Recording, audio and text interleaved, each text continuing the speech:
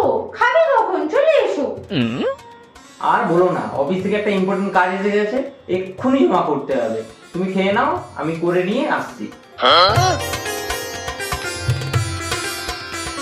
কি গো, এখনো কাজ হয়নি? বিকাল হয়ে গেল যে, খাবে কখন?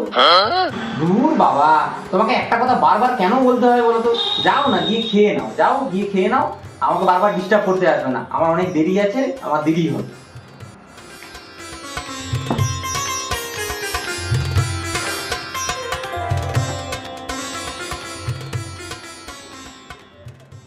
ওকে এরকম চেল্লানোটা মনে হয় উচিত হয়নি, একটু বেশিই বলে ফেলেছি। কি গো, খাবার খেয়েছো?